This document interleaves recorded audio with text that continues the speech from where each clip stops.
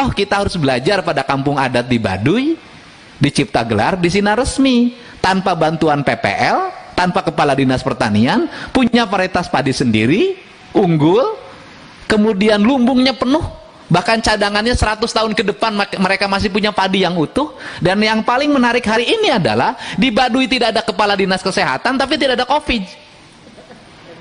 Artinya kecerdasan itu harus kita utamakan. Kenapa kita tidak cerdas? Karena sekolah kita di luar negeri. Sekolah di luar negeri kita harus mengikuti pikiran orang luar negeri. Orang luar negerinya jualan sama kita, sehingga kita menjadi agen jualan barang mereka.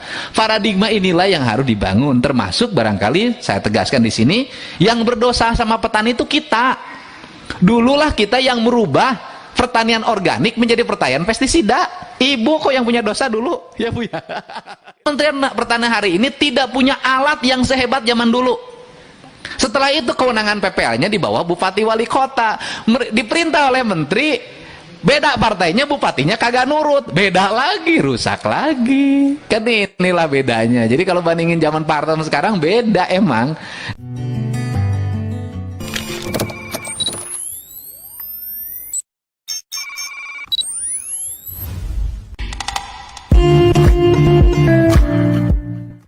Terima kasih Yang Mulia Ketua Komisi 4. Pada saat ini kita akan memasuki proses dialogis kita untuk menyelesaikan berbagai hal yang telah tadi dipaparkan.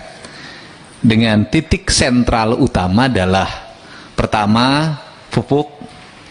Kita tidak ingin lagi sudah naik HET-nya, pupuknya kurang di lapangan. Itu yang pertama.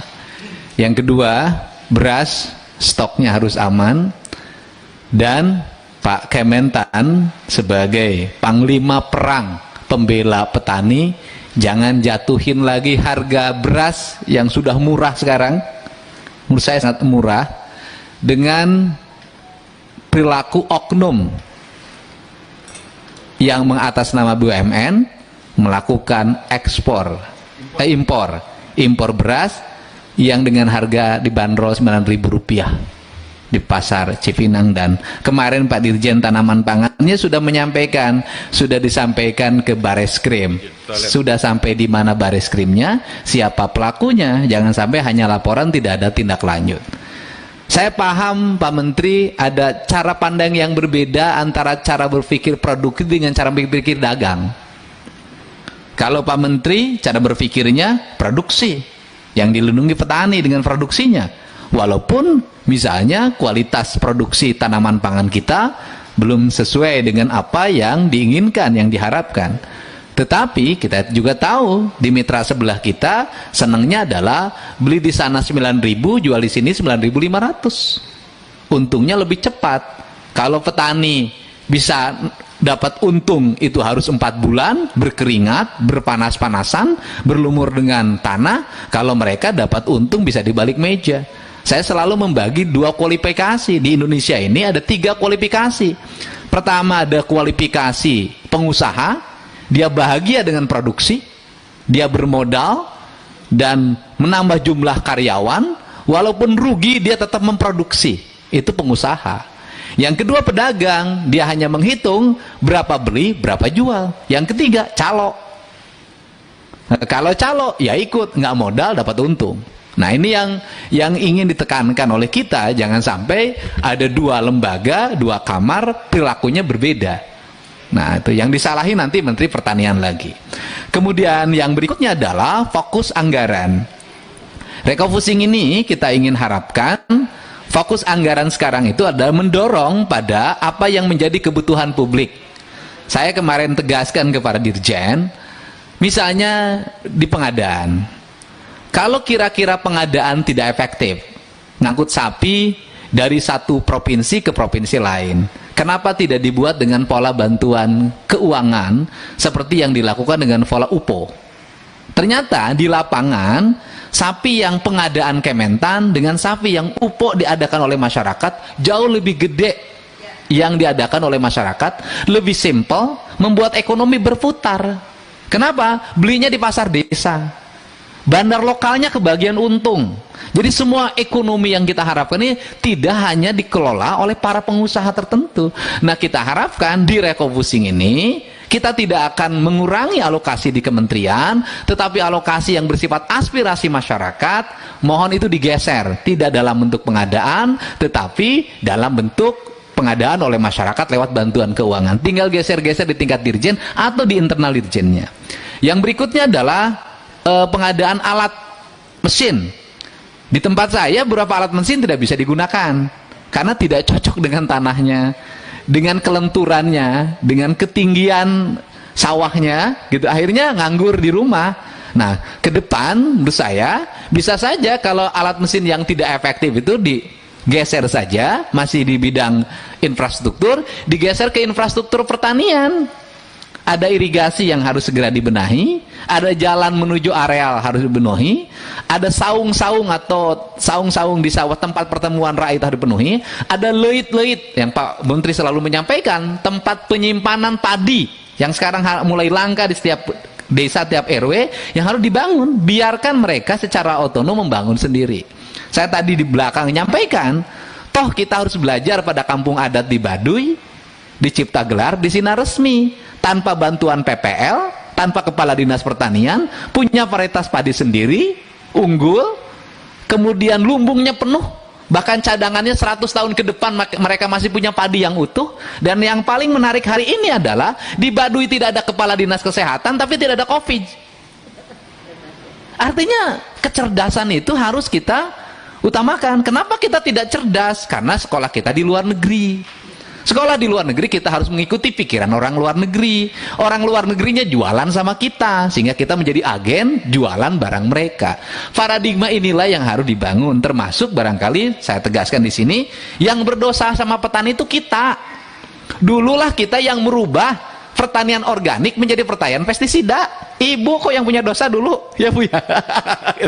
Tahun 78 zaman PPL gitu kan, pakai motor trail merek Honda. Saya kan ngalamin, suka ikut nanam kacang kedelai gitu kan, gitu loh. Kita yang merubah. Nah, tiba-tiba setelah dirubah mereka tergantung, makin banyak kebutuhannya, negara mulai hitung-hitungan. Karena saya tahu negara hari ini ngitung kalkulasinya beda.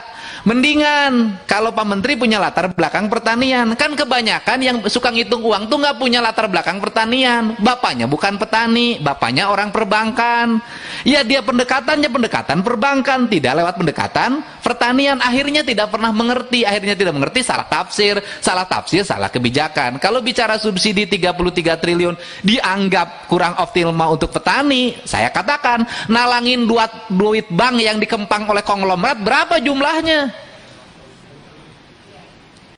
Kan tidak dinikmati oleh rakyat, hanya dinikmati oleh beberapa orang. Ini kan dinikmati oleh jutaan orang, tetapi tetap petaninya harus kita rubah. Pupuk organiknya harus segera dikembangkan agar mereka punya. Nah, maksud saya begini, rumusannya adalah bahwa nanti itu bantuan peternakan harus terintegrasi dengan pertanian. Jadi sapi itu modal untuk pupuk organik, domba itu modal untuk pupuk organik. Sistem inilah yang harus dibangun dengan menguatkan PPL. PPL-nya dikasih target. Kalau bisa Anda naik honornya manakala bisa merubah areal di lingkungan Anda dari pertanian pestisida ke organik. Itu rubah PPL-nya. Tapi susah, gaji PPL-nya 250.000. 500. Naik jadi PNS-nya susah dari dulu. Kan kita paham bahwa Kementerian Pertanian hari ini tidak punya alat yang sehebat zaman dulu. Setelah itu kewenangan PPL-nya di bawah bupati wali kota. Diperintah oleh menteri, beda partainya, bupatinya kagak nurut, beda lagi, rusak lagi. Kan inilah bedanya. Jadi kalau bandingin zaman Pak Harto sekarang beda emang.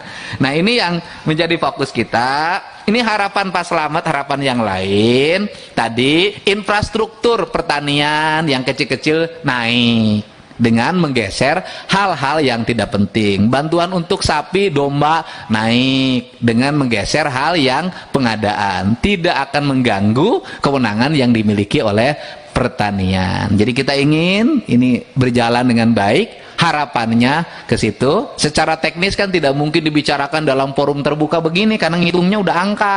Nantilah beberapa dirjen ngumpul dengan Kapoksi bicara ini sekian sekian sekian. Insyaallah Pak Slamet, Pak Daruri ini wajahnya wajah daerah Pak. Apalagi Pak Slamet kampung Pak. Jadi saya bilang ke saya jadi anggota DPR kalau pulang tidak bawa untuk irigasi, tidak bawa untuk bantuan leit atau lumbung, tidak bawa domba, tidak bawa sapi. Pan saya mah tidak ngerti pengusaha ekspor dan impor mah. Beliau ngomong begitu, nyahona eta katanya. Jadi betul nggak Bapak? Ya betul Pak Daruri. Nah, kalau dipimpin sama saya kan senyum semua. Cepet Pak, pulpennya geserin. Kalau lagi disenyum jangan nunggu saya galak gitu.